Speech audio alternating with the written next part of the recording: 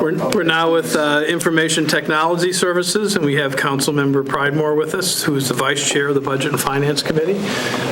Keith, if you would like to introduce your colleagues and then make whatever presentation you'd like to make. I'd be happy to, Mr. Mayor. Thank you again for your time and for your consideration of our operating budget request.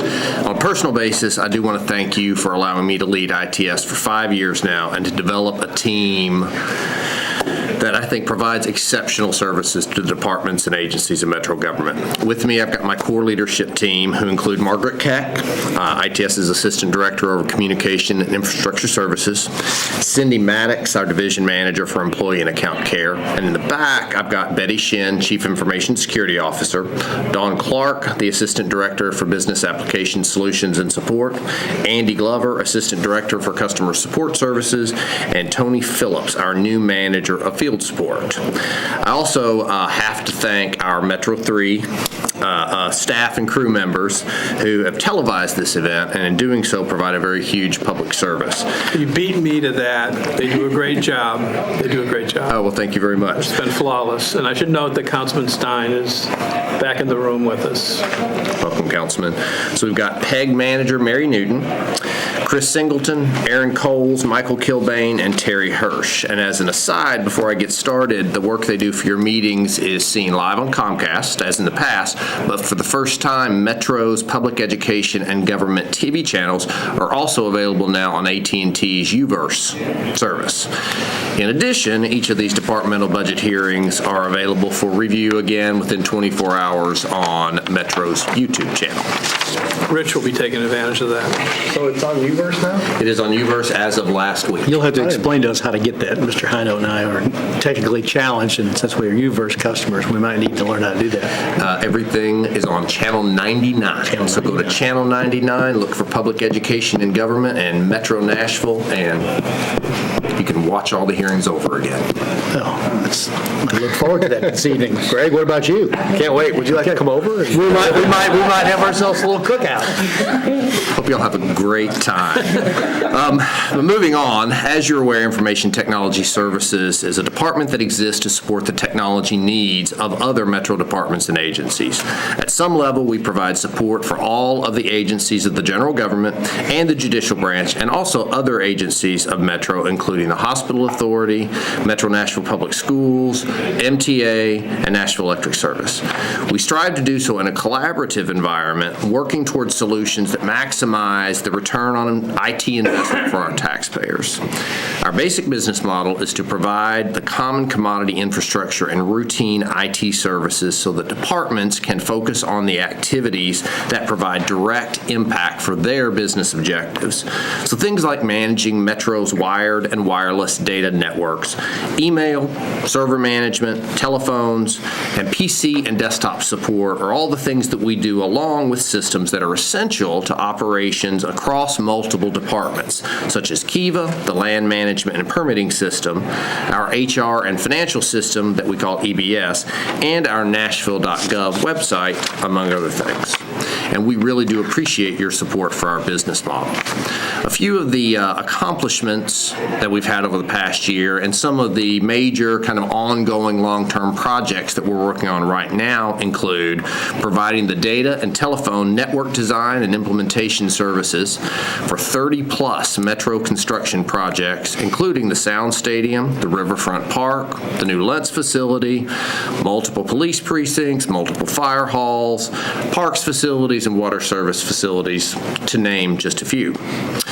We're also continuing the rollout of the Metro Public Wi-Fi internet that you and the council budgeted last year, soon to cover 50 locations, including the courthouse, county clerk sites, Parks Regional Community Centers, and many more sites. We currently have ongoing the implementation of the Kronos time and attendance system for general government departments and MNPS, along with Davidson County Sheriff's Office. And finally, the replacement of Kiva with the new land and permitting application from CityWorks. Turning now to our budget scenario, due to a couple of fortuitous changes in contracting and changing systems needs, ITS was able to meet our requested 3% budget reduction across our two funds through the use of reduction in contracts. However, I'd also like to, at this point, take the opportunity to discuss briefly the opportunity that we took to propose a request for $850,000 in improvements to support some very specific initiatives. Over the past several years, ITS has developed a number of new lines of business that are new to Metro in support of services and systems on an enterprise or Metro-wide basis. These services were developed at the time through capital funds in close collaboration with other departments and agencies of the government. The systems include Linnell, which is the new non-proprietary card key security system that is now standard in all new Metro buildings that we developed alongside General Services. Another new service to Metro is the security camera system, which offers a secure but interoperable platform by which the MNPD and other agencies can access cameras of their own, but with appropriate security and permissions, cameras operated by other departments and agencies as well, such as Metro Parks, Water Service, and the Health Department, all of which are taking part in this enterprise-wide system at this point. As these systems near the end of capital funding, we look to move funding to an operating budget source. Thus, I request funds for 2.5 positions to support these and related security-type positions. Moving on to the financial arena, the same concept applies to funding for 3 additional new positions that we seek to support the new employee self-service system used by all Metro employees, the new Chronos time and attendance system, which we'll be rolling out later this summer, and the growth of our accounting and financial system, EBS. Next, our land project, the Kiva replacement project, is on schedule to be completed in the first quarter of 2015. And upon its completion, a key resource who first helped lead the migration to Kiva over 10 years ago, Bill Wassell, is now helping lead the migration to CityWorks as his swan song, basically. He intends to retire shortly after the project completion. So I'd ask for a single position to be funded at the beginning of fiscal 2015 to be used to hire his successor so that they may overlap and he or she may receive on-the-job training. Once he retires, we'll return that position to finance without refilling it. And finally, funding for 1 position will enable ITS to support the fire department in management of PCs and laptops across their facilities as we together with them move to transition the Nashville Fire Department to the same IT support model that we use in most other departments, general government departments at least. Once again, thank you for your support and for allowing ITS to serve and support Metro departments and agencies. Great, thank you. Could you give us, one of the things we worked on early when you came into this position was IT security. Yeah. How is that going? The program has gone very well. As you are aware, with your approval, we put out a couple of executive orders that address security directly and that provide a basis in international standards around which we built our security program.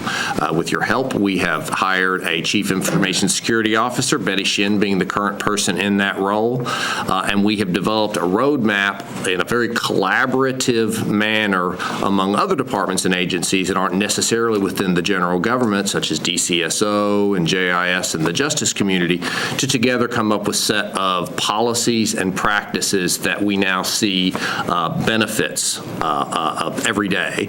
Part of the Windows 7 project is allowing us to do things that are security and industry best practices, such as at the end of Windows 7, all Metro PCs will be encrypted unless there is some sort of an exception around it with no impact to the end user. In fact, most people don't even know they're encrypted, but it's a huge step in individual device security.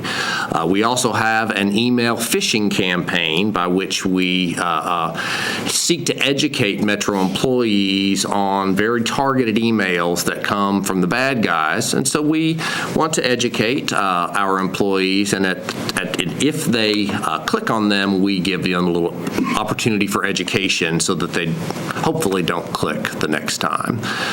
So I feel that we made great strides in the 5 years that I've been here and since then, since you came into office. So thank you for the opportunities there. Thank you. Could you explain the difference between Kiva and CityWorks? So Metro has a land and permitting system that is used by 10 departments directly with feeders out into, I think at the last count it was 26 total departments and agencies use the information that is contained within that parcel. Includes things like permits, permit applications, plan review, violations, just a myriad of types of data. And currently the system that we've used that's over 10 years old is an application called Acela Kiva. It has done great things. Terry Cobb and his organization have received national awards for how robust and advanced that system is. However, it has seen its day, so we are in the midst of a major capital project involving all of those departments and agencies collaboratively to move to the next version. It's a product called CityWorks that we intend to go live with next January or February. I don't think the date's been set. But it's a perfect example of collaborative work across many, many departments and agencies led by strong project managers, which also, just to keep everyone on the same page, internal audit has actually been tagging along and helping, just doing little checks here and there, which is unusual but welcome in a project of this magnitude. Okay. And your organizational chart has changed somewhat. It has changed. It hasn't necessarily changed in terms of the functions that we provide. What has changed is where staffing has, the people around me have changed. Has that resulted in more efficiencies, or how would you? I think that what it has done, it has resulted in not only additional efficiencies, but it's also resulted in better service to Metro departments and agencies.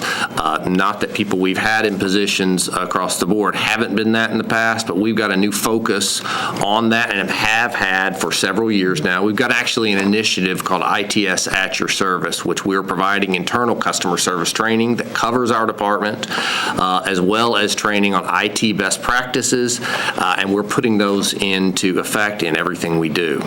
So I do think that the changes that we've made have made an impact to the positive for Metro. Okay, Greg. I actually have a couple of questions.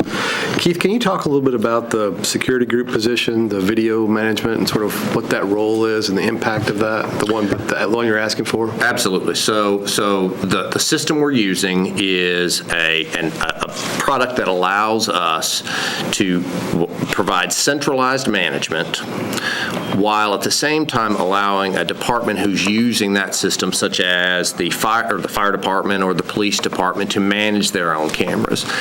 It requires management on our side. It requires us to have someone who is available to provide backup to those departments and agencies should they have issues. And right now, again, it is being paid for through capital funding. Right. So the loss of that takes away the ability to manage that centrally and provide the support that we need. Is this new? It's within the last 2 years. Yeah, I thought, yeah. It's in the last 2 years that we've put that in place. And it's kind of a corner for some of the initiatives that the police chief has going on. Yesterday, we did the budget hearings for OEM and fire, and in both of those budget hearings, there was a discussion about IT needs related to OEM and that, yes, as well as the fire department. But OEM more specifically is what I'm interested in.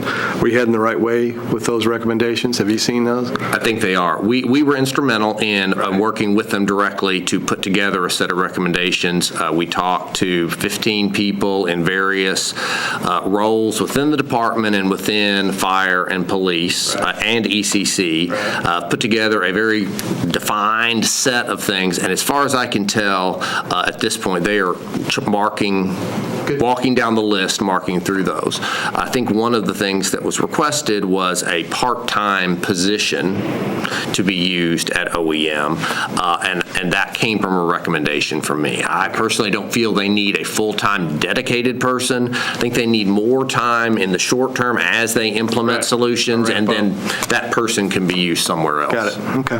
Thanks. Sure. Rich? Well, I guess sort of following on that, I think it's not something to solve right now, but I think if you look at all of the IT costs throughout the government, it's obviously grown tremendously over the last decade, as it needs to, as needs arise. I think it would be an exercise worth thinking about is what group ought to look at how we look at this in the future, because of I think the decentralization of it to a certain degree. Different people are doing different things. And I just think from a whole government perspective, we're not going to be able to continue to fund what everybody wants. There's going to have to be some kind of system put into place where, like a group that's going to make recommendations on where the improvement's going to be. And I'm not really expecting an answer today on how you do that, but I think there's something we ought to think about putting together, because I think it's going to be critical, because you've got,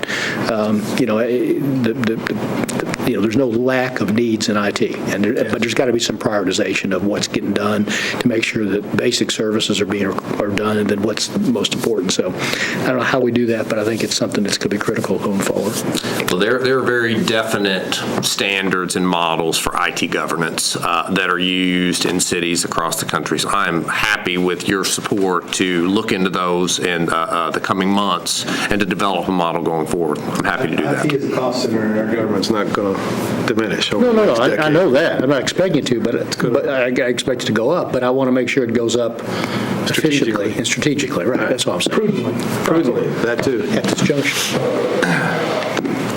You have any other questions, Rich, or any other statements? No, sir. That's the only statement I'm going to make today. Good. But you didn't think I was going to make a statement about IT. When you walked in here this morning, you had all these other budget hearings, but you didn't think IT was the one I was going to ask questions about. We appreciate it. I like to surprise every once in a while.